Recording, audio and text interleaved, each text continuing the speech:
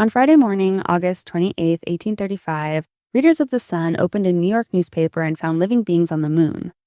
The report described figures about 4 feet tall, walking upright, speaking with gestures, and folding broad wings against their backs. The paper gave them a scientific name, Vespertilio Homo. 3 days earlier, the same series had begun with optics, engineering, and the reputation of a real astronomer. Now it had reached intelligent life. Every element was false except the authority at its center. Sir John Herschel truly was observing the southern sky near Cape Town. He had simply discovered none of this. How did a 1-cent newspaper turn a distant scientist into the guarantor of an invented world? And why does the surviving record show that belief was never as simple as the legend claims? The Sun was almost 2 years old. Benjamin Henry Day had launched it on September 3, 1833, as a 4-page morning daily priced at 1 cent. That price mattered. Established papers generally depended on subscriptions and served readers who could afford them. The Sun reached into the street. Newsboys sold individual copies, while police reports, local incidents, advertisements, and short human stories gave passersby a reason to buy again tomorrow. The Library of Congress describes it as the first successful penny daily and records that by 1834 it had the largest circulation in the United States. This was not a marginal sheet waiting for one lucky stunt to save it. It was already a powerful new form of retail journalism, built around cheap access, frequent purchase, and attention that could be renewed every morning. A penny paper sold more than information. It sold sequence. A developing police case, a strange arrival, or an unanswered claim could move copies for several days because each issue held the next piece. The lunar story used that structure with unusual control. 6 installments appeared on August 25th, 26, 27, 28, 29, and 31. The first did not rush to winged people. It spent columns establishing instruments, patrons, measurements, and procedure.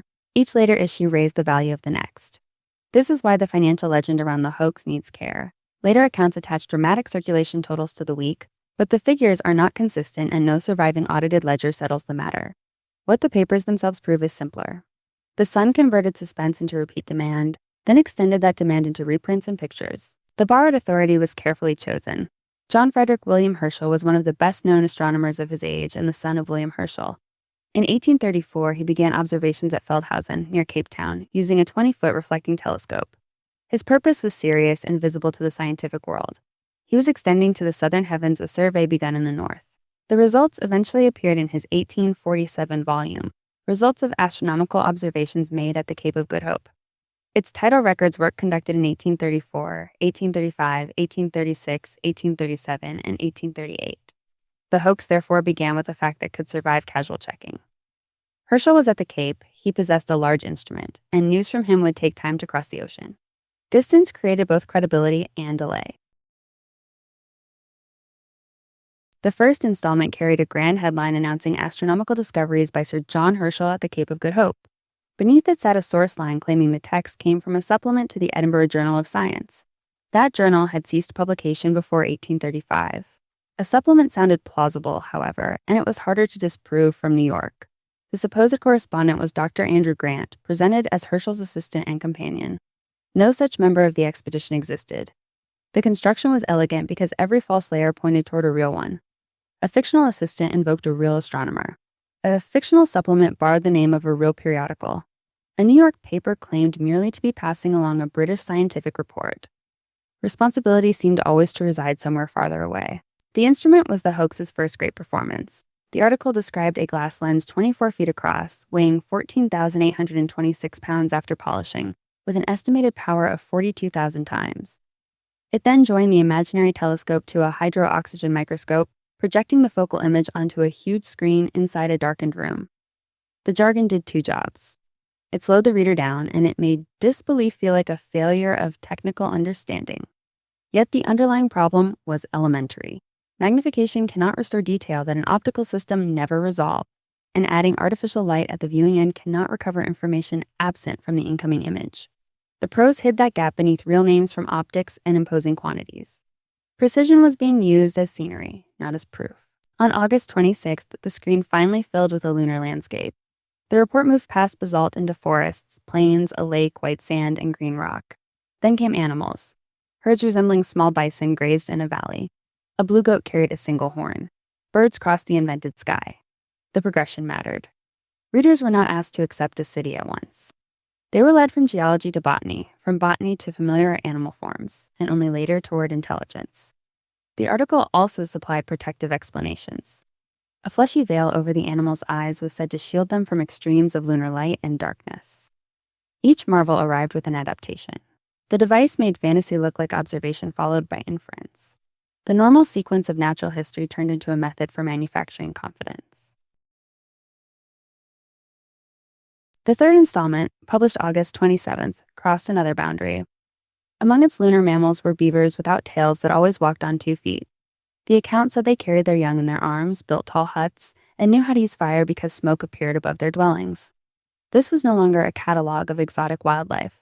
It was evidence of domestic life, construction, and technology, presented in the calm grammar of classification. The story kept its comic pressure beneath a straight face. A reader alert to satire could see the escalation. A reader following the claimed evidence could see a chain of observations. Those two experiences could exist at the same time. The hoax did not require every buyer to believe every sentence. Curiosity, amusement, argument, and the desire to see what came next all purchased the same paper. Then came the image that outlived the series. On August 28th, the supposed observers reported groups of upright beings near a lunar lake. They were about 4 feet tall, covered except at the face with short copper-colored hair, and equipped with membranous wings. The article said they walked with dignity, gestured as if in conversation, bathed and opened and folded their wings at will. It named them Vespertilio Homo, the man-bat. The Latin label was important. Naming made the invention resemble a specimen already secured for a catalog. The article even inferred rationality from their gestures, imitating the cautious movement from observation to conclusion. But the details had become theatrical enough for contemporary readers and rival editors to test the story as a joke. The same installment that created the hoax's icon also sharpened public doubt. The final installments added architecture and hierarchy. On August 29th, the report described a triangular temple of polished sapphire or a similar blue stone, with tall columns and a roof of yellow metal shaped like flames. It also claimed that sunlight passing through the giant lens had burned through part of the observing chamber and set nearby trees alight.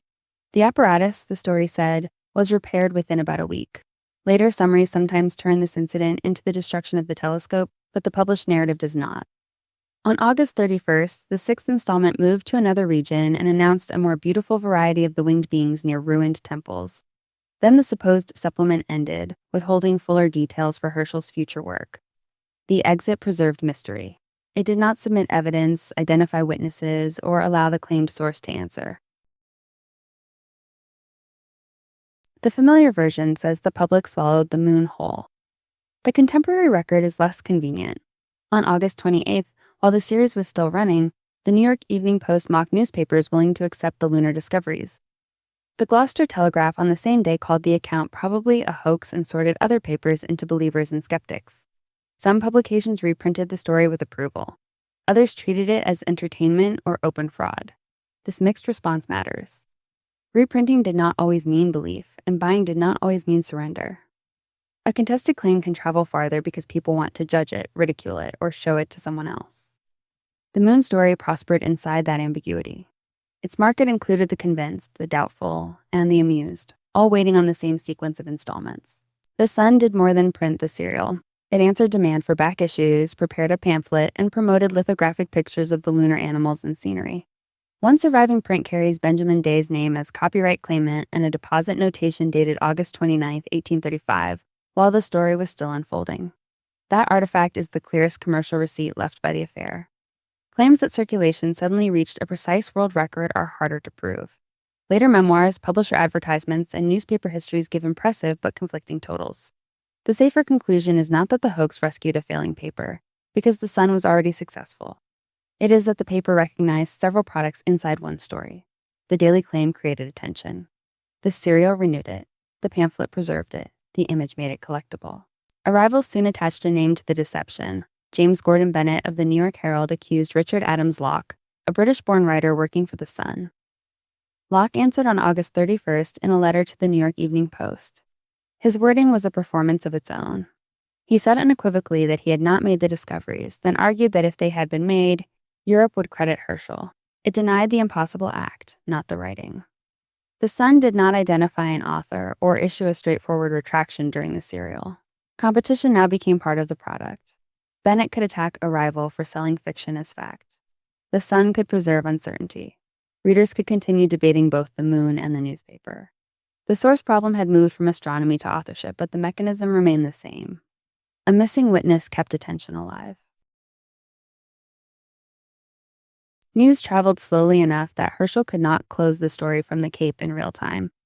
In an 1836 draft letter, he disclaimed any knowledge of the supposed discoveries and joked about being asked for private information concerning the man in the moon.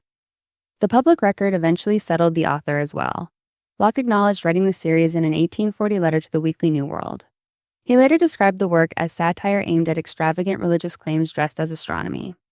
That purpose fits the text, but it does not erase the sales structure around it. Edgar Allan Poe, whose lunar tale Hans Pfaall had appeared earlier in 1835, initially suspected borrowing. In his 1846 profile of Locke, Poe recorded Locke's denial that he had seen the tale beforehand and said he believed him. The hoax survived both accusation and clarification because its images were stronger than its correction. Returned to Friday, August 28th, and the paper in a reader's hands. The man-bats were never seen at the Cape, but their route through the record can still be followed. There are the 6 dated installments, the later pamphlets, the rival editorials, Locke's evasive letter, Herschel's denial, and the lithograph deposited before the serial had finished. On September 16th, The Sun printed a coy discussion of whether the account was a hoax and refused to confess without confirmation from British papers. That was not a clean correction. The lasting lesson is therefore narrower and more useful than a story about a gullible age. Authority can be borrowed, precision can be staged, doubt can sell as efficiently as belief. What finally limits the deception is the surviving public record, where the claim, the challenge, and the commercial motive remain visible on the same page.